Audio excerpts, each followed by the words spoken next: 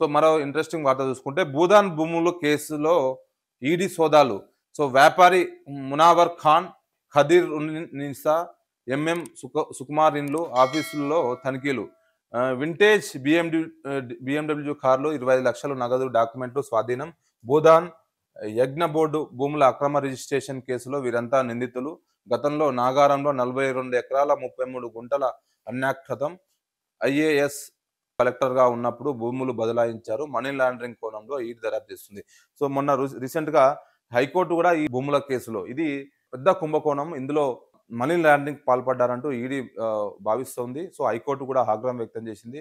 High court కూడా ఎవరైతే ఇందులో దాదాపు మాజీ ఐఏఎస్, ఐపీఎస్ ఆఫీసర్లు, స్థానిక కలెక్టరు, స్థానిక ఎంఆర్ఓలు, సో వీళ్ళంతా ఉన్నారు. సో వాళ్ళందరికీ హైకోర్టు నోటీసులు జారీ చేసింది. సో ఈరోజు ఈడీ కూడా దూకుడు పెంచింది. సో ఎవరైతే ఆ భూదాన్ వ్యవహారంలో ప్రధానంగా ఉన్న వ్యాపారి మునావర్ ఖాన్, ఖదీర్‌ని, అదేవిధంగా సుకుమార్ ఇళ్లలో ఆఫీసులో తనిఖీలు చేసింది. సో వాళ్ళకి సంబంధించిన నగదు, వాళ్ళ వింటేజ్ కార్లు, బిఎండబ్ల్యూ కార్లు కూడా వాళ్ళని స్వాధీనం చేసుకున్న పరిస్థితి ఏర్పడింది. సో ఏదైతే నాగారంలో 41 ఎకరాల ల్యాండ్, సో వందల కోట్ల, వేల కోట్లకు సంబంధించిన భూమి, అది అసైన్ అంటే సీజ్ చేసిన భూమి. సో దాన్ని ఎవరు కొనడానికి, లావాదేవీలు జరపడానికి లేదు, రిజిస్టర్ చేసుకోవడానికి లేదు. సో అలాంటి భూమిని అప్పట్లో ఉన్న ఎవరైతే ఐఏఎస్ అమోయ్ కుమార్ కలెక్టర్‌గా ఉన్నారు. సో ఆయనతో పాటు అక్కడున్న స్థానిక ఎంఆర్ఓ జ్యోతి, సో వీళ్ళ కలిసి ఈ భూములను బదలాయించారు. సో దానివల్ల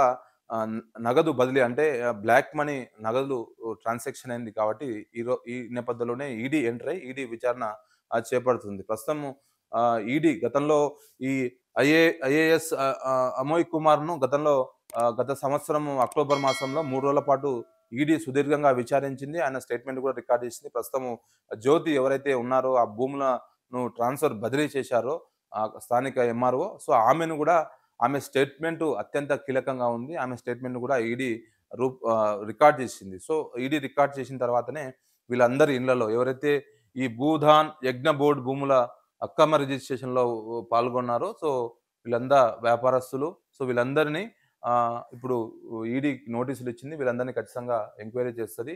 సో దీని వెనుక గత ప్రభుత్వంలో పనిచేసిన మాజీ అధికారులు, వాళ్ళకి సంబంధించిన కుటుంబ సభ్యులు కూడా ఈ భూములను కొనుగోలు చేశారు. సో అవి ఎంత కొనుగోలు చేశారు, ఎంత నగదు బదిలీ అయింది, ఎంత అక్రమంగా డబ్బులు సంపాదించారు అనేది మాత్రము ఈడీ ఎంక్వైరీ తర్వాత మనకు మొత్తం పూర్తి వివరాలు వెల్లడయ్యే అవకాశం ఉంది. సో ఇది ప్రధానంగా వెలుగులో వచ్చిన ప్రధానమైన అంశాలు. సో మరో పక్క